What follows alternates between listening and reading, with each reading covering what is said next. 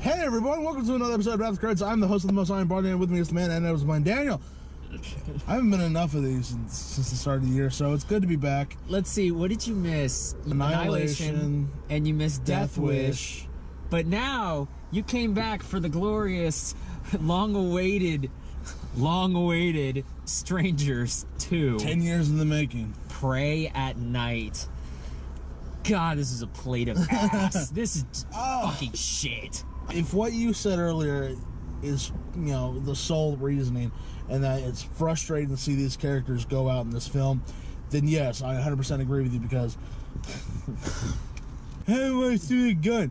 You point and shoot it, dumbass. Like, of all the places I expected to find 80s porn, it wasn't here. But gotta behold, we gotta have fucking like 4 to 5 80s songs. Why? No reason. And then the director of this, who's fucking jerking himself off over watching every John Carpenter movie he could have possibly imagined. Man, fuck this shit. The whole movie's about this family. They go to a trailer park because, what is it? The daughter's a bitch, so she has to go to boarding school and they can't afford to live in their own house? Something that was never addressed. If they would have implied that maybe like she set fire to the school or she did something like really heinous, I was expecting to hear. You were expecting that backstory, weren't you? I was expecting something about like her like getting like touched or something, because what the fuck? The way this movie was going, I'm like, it's gonna be something stupid like that. But no, we ended up just not even getting a reason. I don't mind something like this, a horror movie that the entire point is just to let the villains have fun, do the kills and whatnot. Like, this, at its best, could be like Friday the 13th part, like, 4? Maybe? Okay. Maybe, at its best. But the problem is, even on that level, these are the laziest villains I've ever fucking seen. You've never seen Strangers, right? No. The only Strangers I've seen was the parodies by, I think, fucking some YouTuber, and from what I can tell by pop culture, that's the exact way they acted in the first one. Just like standing there watching and then, slowly going in for their kill, trying to savor every moment. I was thinking about this because the direction will constantly have like these static shots and it's just wide, or there'll be like one thing moving, like that swing set in the middle of the frame just moving, and it reminded me of It Follows. Yeah. But the difference between this and It Follows is that It Follows had better characters, smarter characters. It actually had a purpose for that sort of like cinematography that it's got. The cinematography actually caused tension. In this, the things they choose to linger on don't mean anything. And then one of the sound designs, they were bringing up like the music, like something shitty, like bad was about them. Like, yeah, you could see like one of the characters in the bathroom, you couldn't. But it was, and then it just cut to a different scene. I was like, what the fuck? I thought there was 4 killers at one point. See, that would have been a good twist. I thought there was a truck guy and then the dude. That would have been a really cool twist. I don't know, maybe you have the killers take off their mask at one point, and so the girl doesn't recognize them, and then there's a betrayal. I don't know. There could be something. All there is every horror cliche, every stereotype, every jump scare idea, and there's nothing new to this movie other than the fact that Christina Hendricks is in it. And that's about it. Is that the main chick? That's the mom, who plays Joan on Mad Men. And it is such a goddamn shame. It is. Wow. She is one of the best actresses, best people on Mad Men. And the last 2 things I've seen her in is fucking Fist Fight and this. So we're about to jump into our spoiler section. If you guys don't want anything spoiled for you in the review, please jump to the time code right here. If not, we're about to talk about this movie in detail. They killed fucking Christina Hendricks? First kill. God fucking damn it. The only reason I'm here tonight, they fucking kill her off in the first act. They only had her for 3 days. The only good actress they've got in this movie, that's, okay, the only great actress, because the girl, I think, towards the end of the movie, the younger bitchy girl, she gets better. Like, whenever she's reacting to, like, a lot of misery or pain, like, she's got this really good, like, hyperventilating part with the brother. With the brother, toward the latter half of the film, it seems like he's going to be the big hero until they get stabbed in the pool. Spoiler. Come on, man. It's a horror movie. You know the girl's gonna be the one. In the IMDb, I mean, that's true. In the IMDb, Dollface is listed above the brother.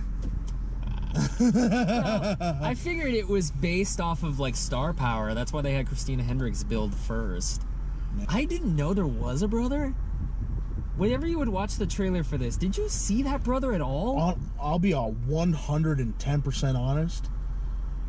I saw the trailer maybe once, and I had no idea that there was kids in it. Really? I thought it was just a couple again. Oh my god, they killed her off in, like, the dumbest way possible, which is just... It's not dumb. It's very classic if you think about it. Getting stabbed in the back in the bathroom. It's one of those movies where you're sitting there like, just fight. For the love of God. I know, that was bullshit. Look, I get it if you're going up against the big honcho motherfucker that you're scared, but the little girl, I'm gonna call her a girl. It was like the 19-year-old girl. Who's like thin as a waif. I mean, you could blow on her and she would fall over. And Christina Hendricks could easily take her in a fight. Run up, tackle her, knock her ass out, or kill her. Yeah, whenever they initiated the kill, or about to, and she was, like, still behind him, or, they were still facing the same way with Dollface in the back, I was like, is she going to turn around and fight, or is she just going to fucking take it? She just took it. And I was like, well, why? Anybody in that situation would fight. That's one of the problems I have with this movie, is that anyone in this situation would really try to wrestle, at least the girls. What happened to the one that had, like, the Betty Boop hairstyle? Did she ever pop up in the movie other than to get killed? She popped up, it was when the waiter was talking to you about your fucking brownie sundae. Leave us alone! But we've just started. That's it? That's the only line she gets? Did you hear me laughing whenever the brother has rescued the sister? The sister, by the way, he found her in the middle of her getting stabbed by the blonde chick. Like, full-on stabs, you can hear the noises and shit. And all he does is grab the sister and just point the gun at the woman who has assaulted his sister with a deadly weapon. And just pointed. I could see it, the fact that maybe he was thinking, and maybe if he would have fired a gun, that would have lowered them and the rest of them into their location.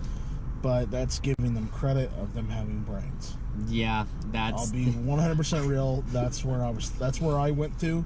Like, that kind of makes sense.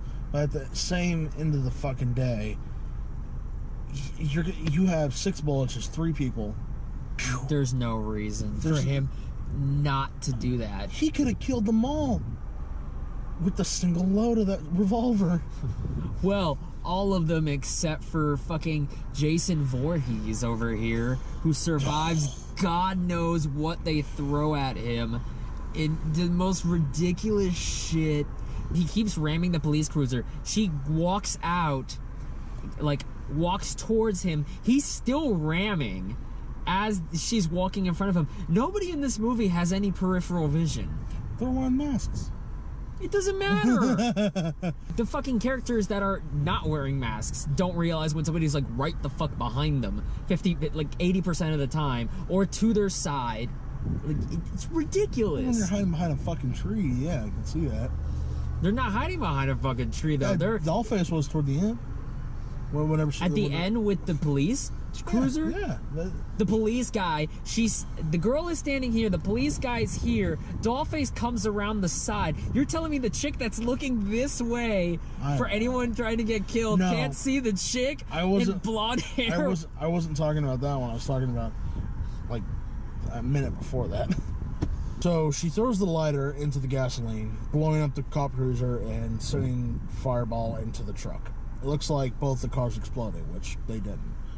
She's starting to walk away, thinking she won, and then the truck slowly pulls out and slowly starts following her until she starts running, and then... Or hobbling. Or whatever.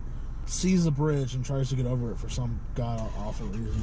And, at this point she falls. She's crawling across the bridge, and the truck's just right there, on fire. He finally gets out. You can see, like, his face is all fucked up. He's got, like, his axe, and then he just falls face first.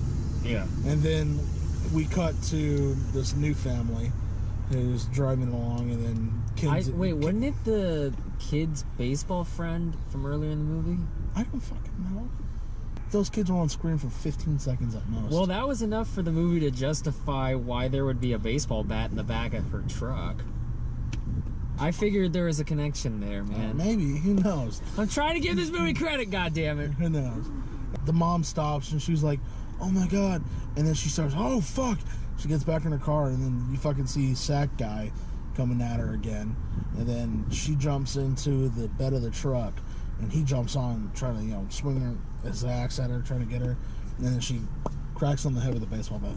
I was so upset about this because of all the endings you stole from the Texas Chainsaw Massacre, which is one of the best horror movies of all time. How dare you try to act like you're good enough to stand in this league? Hey guys, so if you skip to the time code, welcome to our spoiler-free part of the review, where we give our final thoughts and scores out of 6 stars for this fantastic film. Daniel, kick us off. Man, I was just pissed throughout so much of this movie. There was a point where it was funny, and then after a while, it stops being funny. All I wanted to do for this was just to stop. Yeah. I needed this to stop, and it wouldn't. Winchester is a worse movie. I will say that. Thank you. But this pissed me off, so I'm going 1.5. Okay, 1.5. I hate this shit. I'm really close to hating this shit. I'm going to judge it off of one thing. Did this put me to sleep? No. It's not the best film, of course, but I do feel like it is better than some of the shit that we have seen that are considered horror films. With that, I'll give it a 3. I thought it was a decent time. It was I didn't hate it. I didn't like it. Or I didn't love it. I didn't hate it. If you watch it with a group of people that you're all, you know, good with, you know, you can all joke with in the theater and stuff, yeah, fuck yeah, go have fun. So with that, if you enjoyed your time here, please leave a like down below. If you've seen this movie and you agree with us or totally disagree with us, please comment down below and tell us. Defend this shit. Fucking defend this shit. I swear to God. He's daring you. That means you gotta do it. Try it, you motherfuckers. You gotta do it. If this is your first time visiting our channel, please press the subscribe button to get notified whenever more content comes. We're on our race to 1,000, and we appreciate all the love and support that each and every one of y'all give. Oh, my friend here on YouTube, Mr. Larry from LC Screen Talk, today is his birthday. Happy birthday, sir. Hope you have a good one. Happy International Women's Day if you're a woman and celebrating. Next week, we got Tomb Raider and whatever else. It's mainly Tomb Raider. I think it's Tomb Raider we're watching next week. But until we do that, thank y'all watching. Jesus Christ, what the fuck was that? I think I just had a stroke there. All right, before I have another stroke, see you guys later. Take care. Yeah.